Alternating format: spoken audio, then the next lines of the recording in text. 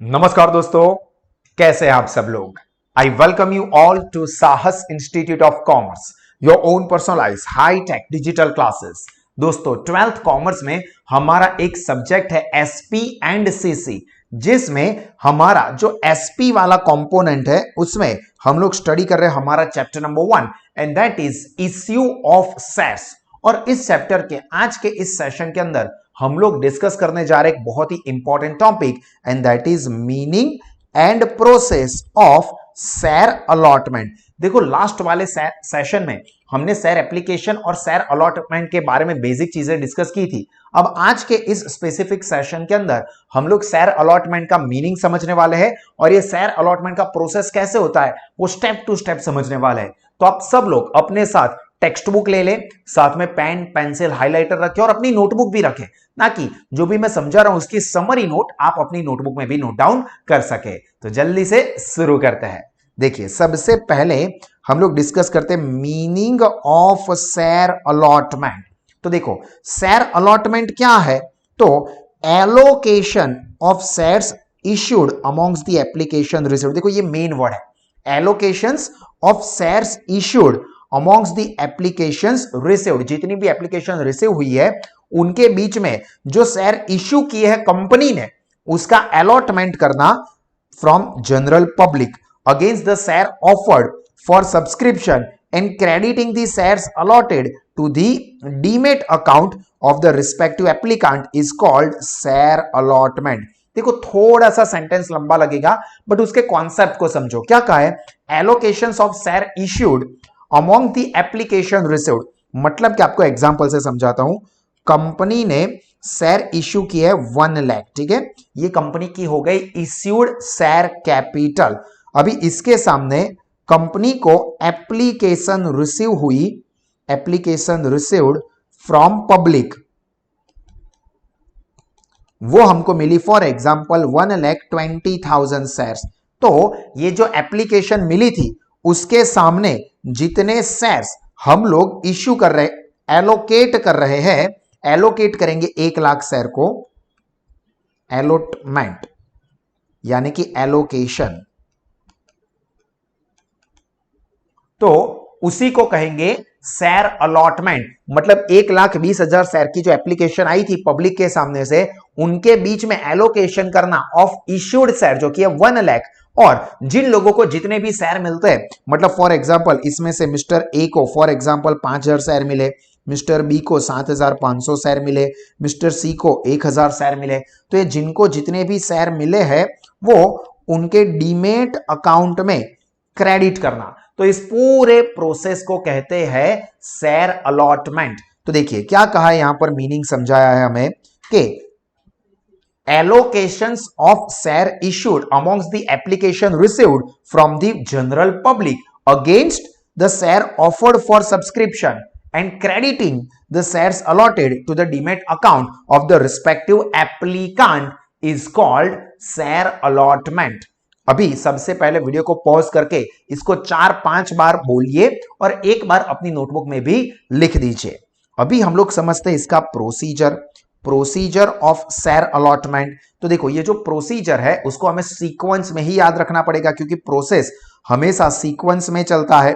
तो देखिए, सबसे पहले receiving the share application and blocking the application amount in the bank account of the respective applicant by recognized bank branch for ASBA, ASBA procedure, जो मैं आपको आगे भी समझा चुका हूं। Application supported by block amount, application supported by block amount, ASBA procedure and submitting the applications to syndicate members appointed by the company for the public issue. मतलब सबसे पहले तो क्या करना है, मेन चीज को याद रखना, receiving the share application and blocking the application amount.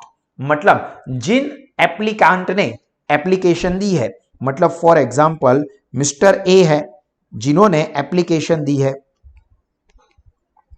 उन्होंने एप्लीकेशन दी है फॉर एग्जांपल 5,000 शेयर की, तो ये मिस्टर ए के पास से एप्लीकेशन रिसीव करेंगे और उसके लिए जितनी भी अमाउंट बनती है वो अमाउंट उनके बैंक में हम लोग क्या कर देंगे, ब्लॉक कर देंगे कि भाई ये पैसे अब कंपनी के शेयर के लिए ब्लॉक हो गए। तो सबसे पहला स्टेप आपको जो याद रखना है वो क्या, receiving the share application and blocking the application amount in the bank account of the applicant. हाँ, फिर वो रिकॉग्नाइज्ड ब्रांच होगी through ASBA, main word ASBA आ जाना चाहिए। तो मेन वर्ड फिर से एक बार, receiving the application and blocking the application amount in the bank account through ASBA procedure. बस इतना याद रखो चलेगा। मेन चीज मैंने येलो हाईलाइट की हुई है। उसके बाद second, uploading the details of share applications received. Main चीज है uploading the details of share applications. जो शेयर एप्लीकेशंस आई हुई है उनकी डिटेल को हम लोग अपलोड करेंगे। अब यहां पर क्या क्या डिटेल्स हो सकती है, जैसे कि नेम ऑफ एप्लीकांट या क्लास ऑफ इन्वेस्टर, कौन सी कैटेगरी के इन्वेस्टर है, number of shares applied for, Beed amount मतलब उन्होंने कितने रुपए में यह ऑफर की हुई है, cut off price, application number, depository participant ID, DPID, depositor participant ID जिसको कहते हैं DPID, demat account number, amount paid et cetera. ये सारी इंफॉर्मेशन हमें क्या करनी होगी, अपलोड करनी होगी by syndicate member on the electronic bidding system of a recognised stock exchange. Main चीज क्या याद रखनी है, uploading the information of share applications like name of applicant, number of shares applied for, bid amount वगैरह वगैरह। Then third, details of application received are sent by syndicate member to registrar। Main चीज क्या है, details of applicant sent by syndicate member to the registrar to the issue and recognize stock exchange। मतलब जो information second stage पे receive की गई थी, अभी उसको जो सिंडिकेट मेंबर है वो क्या करेंगे, रिकॉग्नाइज स्टॉक एक्सचेंज को और रजिस्ट्रार को भेजेंगे। तो दो लोगों को भेजना है, registrar and recognise stock exchange, इन लोगों को इंफॉर्मेशन भेजनी है। देखो सबसे पहले में क्या था, एप्लीकेशन रिसीव करना एंड अमाउंट को ब्लॉक करना, receiving the share application and blocking the amount of application in a recognised bank through ASBA. Second, uploading the details of share applications like name of the applicant, class of the investor, number of shares applied for, bid amount, demat account number, DPID number यानी कि depository participant ID number वगैरह वगैरह। Then third, details of applications received are sent by syndicate member to दो लोगों को, एक registrar and recognized stock exchange, उनको information भेजनी है।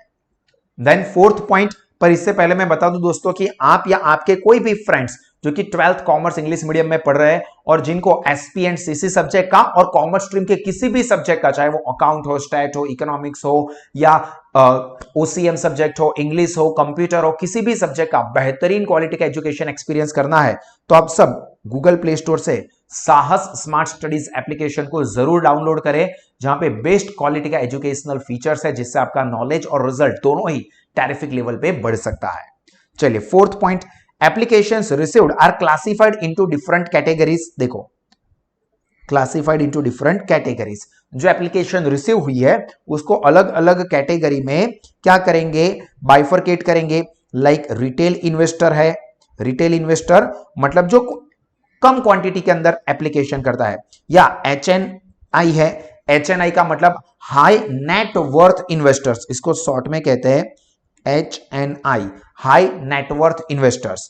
Institutional investors and employees of the company, मतलब इंस्टीट्यूशनल इन्वेस्टर्स है या एम्प्लॉय ऑफ द कंपनी है, by registrar to the issue and a statement containing all the detail is prepared. देखो कौन लेगा, registrar to the issue and statement containing all details is prepared. Main चीज क्या करता है, ये स्टेटमेंट बनाना है।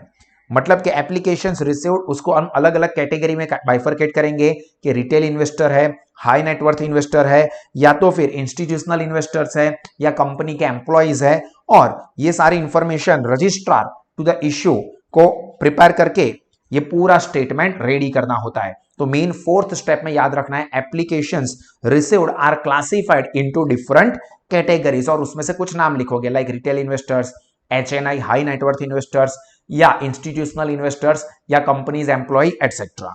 Then fifth, basis of allotment among the applicants from various categories of investors is decided. देखो basis of allotment is decided, मतलब जो अलग अलग कैटेगरी के इन्वेस्टर्स है, जो कि हमने देखे रिटेल इन्वेस्टर्स हो सकते हैं, हाई नेटवर्थ इन्वेस्टर्स हो सकते हैं, इंस्टीट्यूशनल इन्वेस्टर्स, उन लोगों के बीच में कैसे शेयर को अलॉट करना है उसका बेसिस डिसाइड करेंगे. Like for example retail investors को जितने शेयर एप्लीकेशन कर रहे हैं सारे के सारे दे दो, एचएनआई वालों को जितना मांगते हैं उसका आधा दो, इंस्टीट्यूशनल इन्वेस्टर को 1/3 दो, जो भी है. तो ये बेसिस ऑफ अलॉटमेंट क्या करना है, डिसाइड करना है jointly by registrar to the issue, lead manager, syndicate member, company secretary and board director. ये सब लोग मिलकर डिसाइड करते हैं. पर मेन चीज क्या है कि basis of allotment amongst various categories of investors is decided. Then sixth, shares are allotted to various applicants on the basis of pre-decided formula. देखो shares are allotted on the basis of pre-decided formula. जो हमने यहां पर fifth वाले step में decide किया होगा उस बेसिस के ऊपर शेयर को अलॉट किया जाएगा. उसके बाद दोस्तों जो स्टेटमेंट प्रिपेयर किया गया है, statement of share allotment prepared by registrar to the issue sent to the recognized stock exchange, depository and CB. तीन लोगों को भेजना है. किन किन तीन लोगों को भेजना है, recognized stock exchange, depository and SEBI को. क्या, स्टेटमेंट ऑफ शेयर अलॉटमेंट, ये मेन वर्ड है. Statement of share allotment prepared by, किसने प्रिपेयर किया है, registrar to the issue, is sent to recognized stock exchange, then depository and SEBI. And 8 and the last step, shares are credited to demat account. Shares are credited to demat account of the applicants by depository and applicants are informed regarding the shares allotted. मतलब applicant को inform करेंगे कि भाई आपको share मिल गए हैं. And और not through SMS. कैसे करेंगे, या तो एसएमएस भेज के या email by depository and recognized stock exchange.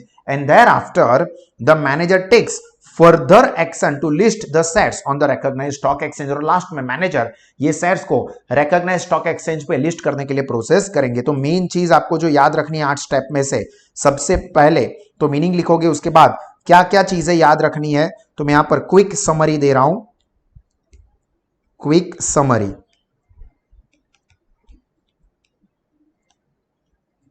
Of process.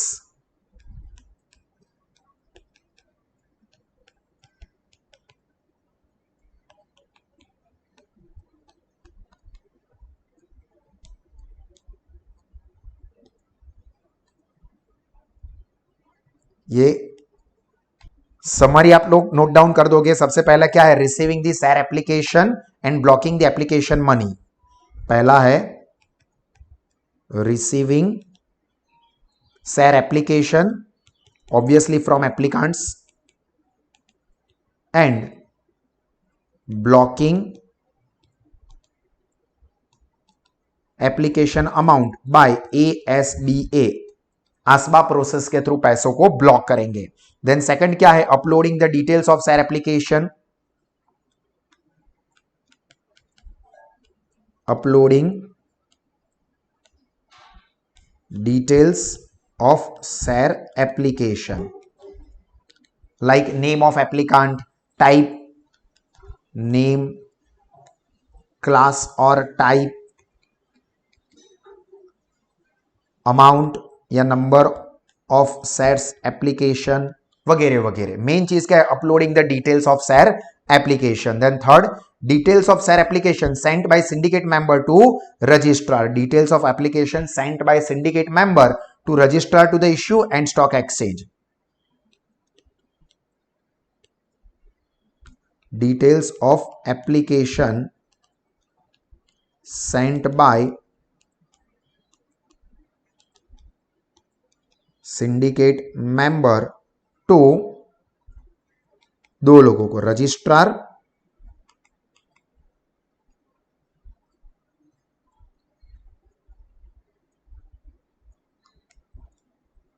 And stock exchange.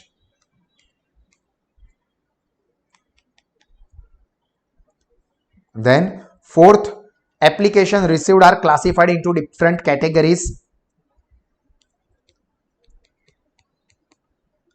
application received classified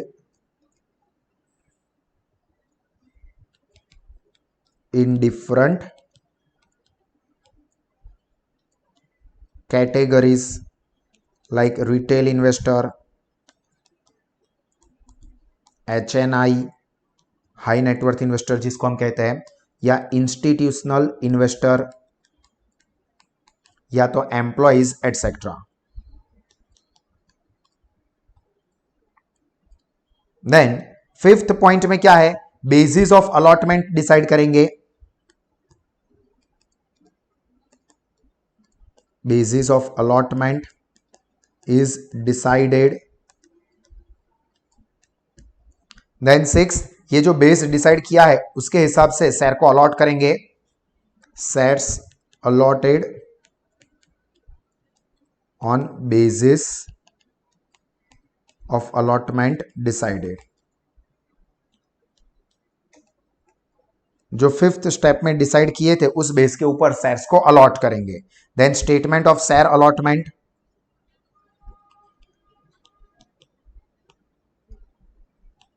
statement of share allotment वो क्या करेंगे, prepared by registrar sent to,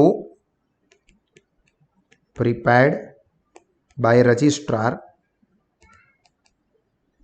Saint to stock exchange and SEBI and depository.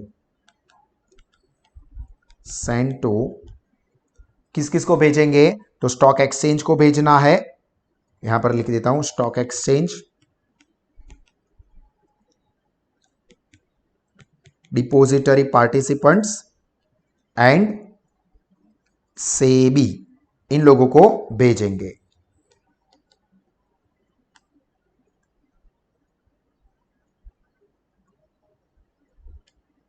And last step, shares are credited to demat account.